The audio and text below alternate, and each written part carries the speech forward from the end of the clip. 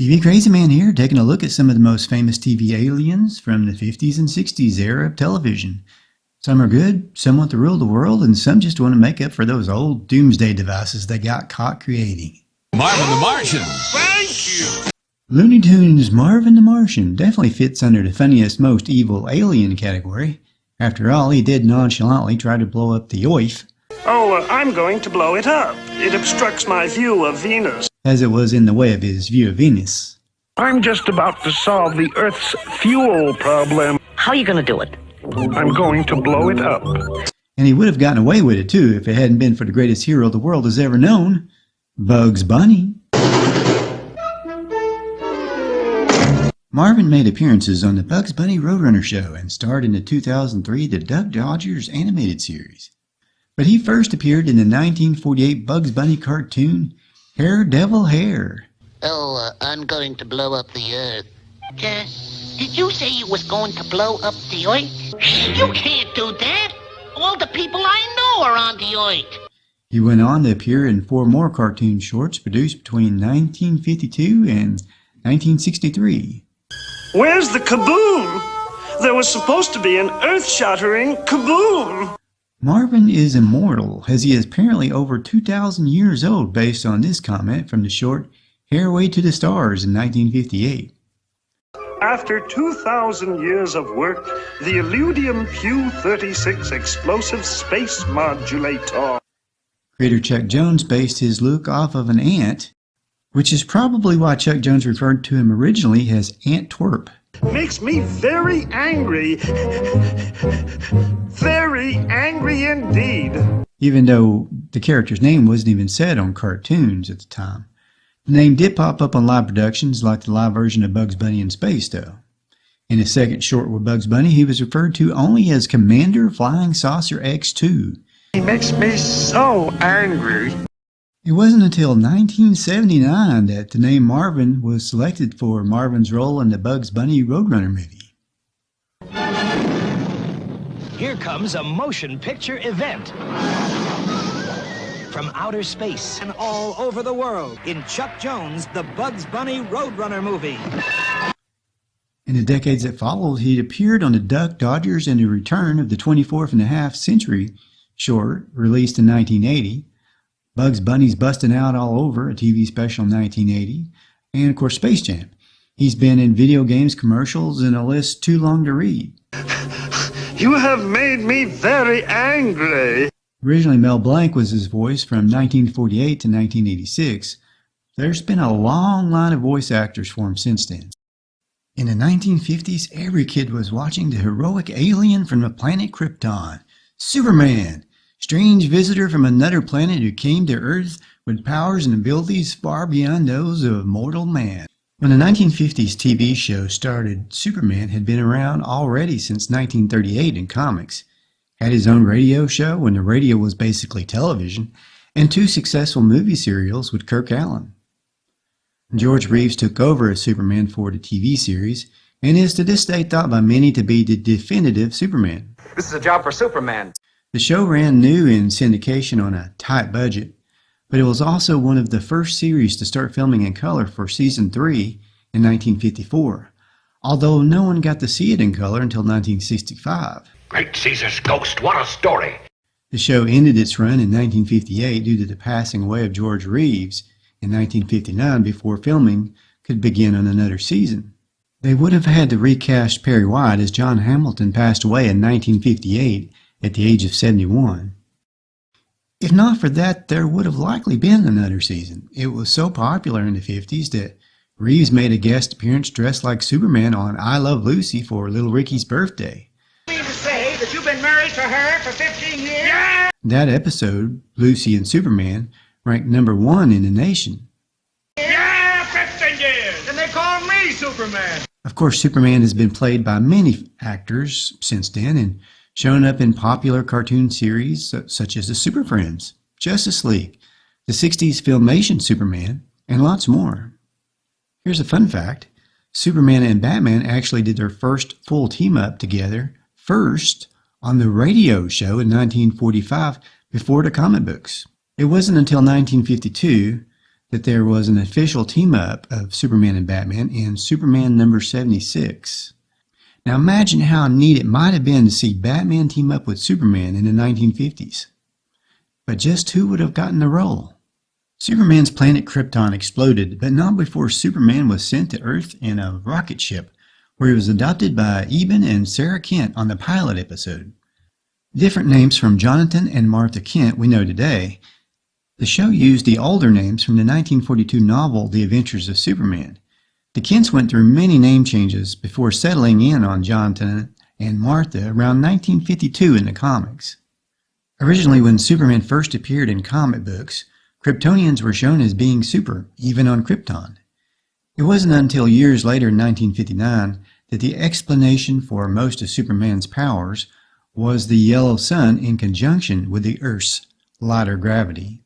In the pilot episode of the 50s Superman, the Kryptonians don't appear to be anything but normal human beings, unless you count the way they're dressed. The lighter gravity does perfectly explain the origins of Superman's super strength, but the yellow sun idea probably works better with explaining his other superpowers like flying, X-ray vision, super breath, and heat vision. Unfortunately, there's no scientific basis for this, so if you or I were to travel to another world with a different sun, we probably wouldn't get superpowers. Doggone it. I've been in nothing but trouble since I met you. And I imagine that will continue. My Favorite Martian ran between 1963 and 1966. Bill Bixby on that show played Tim O'Hara, a young newspaper reporter, and Ray Walston played the Martian.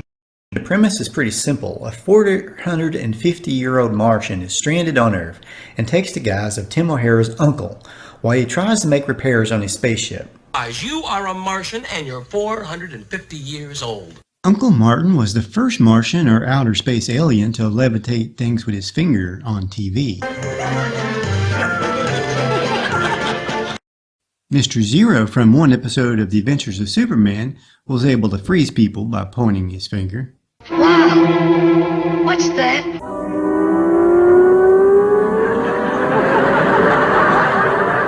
In the 70s, Mort from Mort basically stole Martin's powers, freezing people and levitating things with his finger.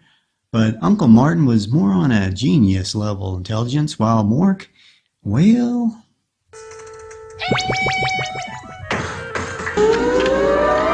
One of Martin's cool Martian tricks was his ability to go invisible by simply raising his antenna, which looked a lot like real TV antennas. Why don't you just, disappear? Uncle Martin could also read minds. His brain is like a computer. Graduation indeterminate. Retain for corollary information.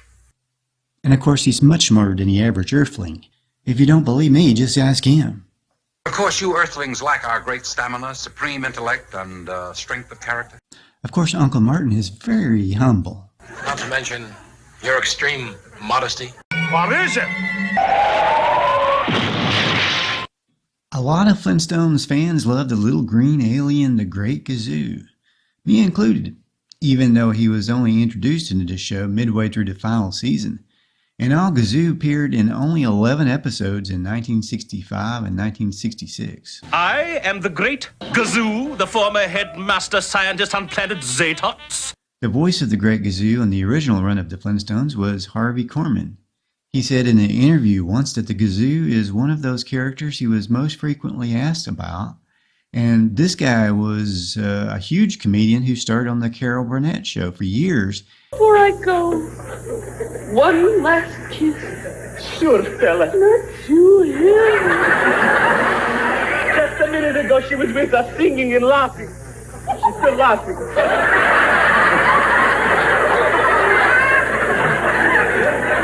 But now she's gone. And he was on lots of other movies and TV shows, of course. Gazoo himself is a tiny green floating scientist from the future who is exiled to Earth from his home planet Zetox for inventing a doomsday device. Everyone and everything in the universe would go in one multiglorious, instantaneous disintegration. Gazoo refers to Fred and Barney as dum-dums usually, Dum-dum. and constantly causes problems for them with his futuristic science that looks a lot like magic. New doll for Pebbles. We need some garden furniture. He can materialize and dematerialize objects, teleport, freeze time, send the Flintstones through time, and perform other remarkable feats. But when he attempts to help out Fred and Barney, he usually ends up just causing more trouble. And Gazoo is supposed to be learning humility and doing good deeds so he can get back to his home, which technically he never actually got back to. The only people that are able to see Gazoo are Fred, Barney, the children, and the animals. Children and animals can see things the rest of you dum-dums can't. Perhaps there may have been some backlash to Gazoo originally. You read some comments out there about the character being the jump the shark moment. The truth is the Flintstones more than likely brought Gazoo in to up the sagging ratings that year. Okay, Big Mouth. The time slot and stiff competition had more to do with the final end of the Flintstones' original run than anything else. But perhaps due to this perception, Gazoo never showed up on any of the newer Flintstones cartoons, surprisingly, even though at one point they had just about everybody, including Captain Caveman and a Shmoo who really had nothing to do with prehistory. Gazoo, help! Barney took my colored pebbles again. Ooh, very observant. But apart from the original TV series, Gazoo did appear in commercials for Pebbles cereal. I'm the Great Gazoo. Got a Pebbles that's new. Comic books. He even had his own comic book series. Appeared in a couple of Flintstones and Hanna-Barbera video games. And Gazoo also appeared in the 2000 film, The Flintstones in Viva Rock Vegas. What are you?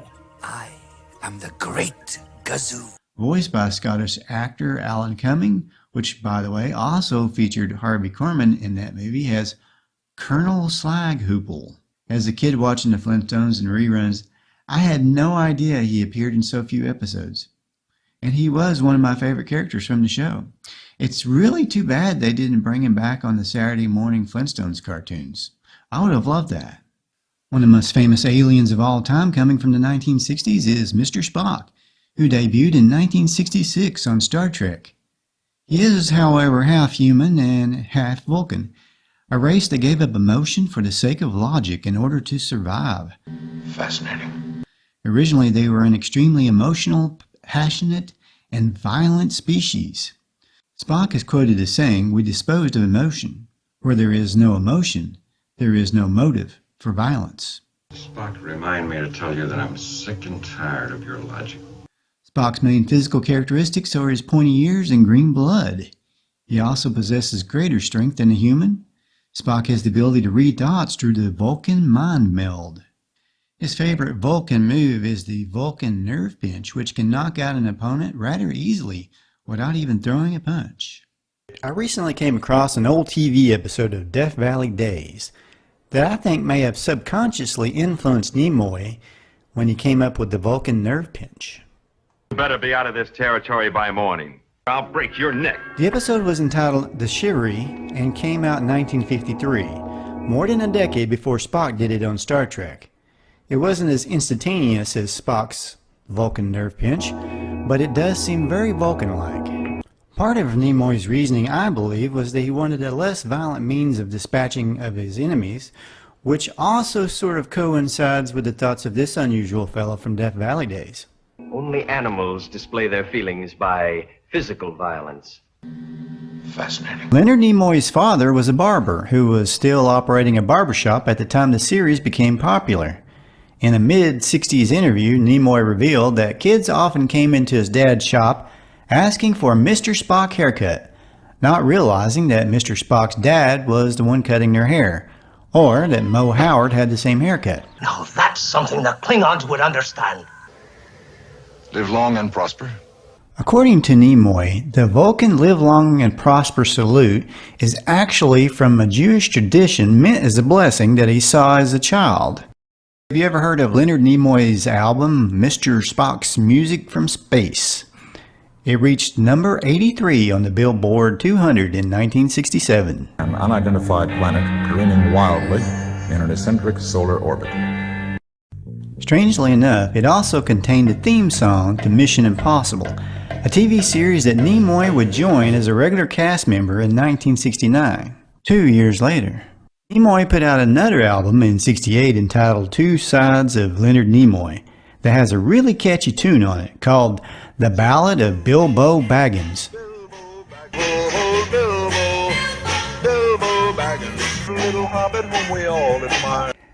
The invaders are among us, and they take human form. So be prepared. In 1967, the Invaders TV series brought us an entire alien invasion to worry about. Flying saucers, alien invaders. Roy Thinnis stars as David Vincent, the only man who knows the invasion is real, at least at first. The invaders take the form of humans and have been replacing people slowly, taking over the planet a little at a time. They possess greater technology and have their own flying saucers. They also have disintegrator weapons that you do not want to get in front of. They look, act, and talk like real people, but they're not. You see how the alien does his fingers? That's how David was often able to identify an alien invader. Today, that's how we spot AI-generated humans. They have an awkwardness about the hands. There's a mutated fourth finger. In 1995, an Invaders miniseries handed over the war to save mankind from David Vincent to Scott Bakula's character, Nolan Wood. So for all we know, the fight to save the world may still be ongoing. Who knows who the invaders may have replaced over the years? The Outer Limits. The Outer Limits had some of the ugliest, weirdest looking monsters and creatures of all time. Like you take the Galaxy Being, the six-figured man of the future, the monster from the episode Obit, also seen on the episode of The Munsters entitled If a Martian Hangs Up. The space creature from Corpus Earthling, the Ebonites, the sea creature, the Xanthi Misfits that gives me the creeps, the snot creature from the Mice episode, the alien from Bellaro Shield, the alien from Eros, the Birdman alien, the mutant, the thing from the episode to The Guest, a boomerang carrying alien, aliens from the feasibility study, and that's just the first season. Of course, the Twilight Zone had a lot of cool aliens. I may have to go back and do a whole video just on those space beings alone. Now let me know if you'd like me to do a video on the Twilight Zone aliens. Now it's important to stay in top physical conditioning because when the invaders attack, you need to be able to fight and run away. Ooh, ooh, ooh. Oh, oh.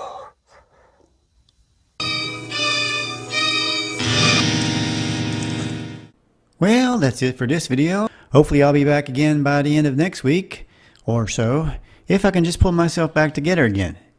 Please don't forget to subscribe, hit the bell so you don't miss any future videos, hit like, comment, and have a great day.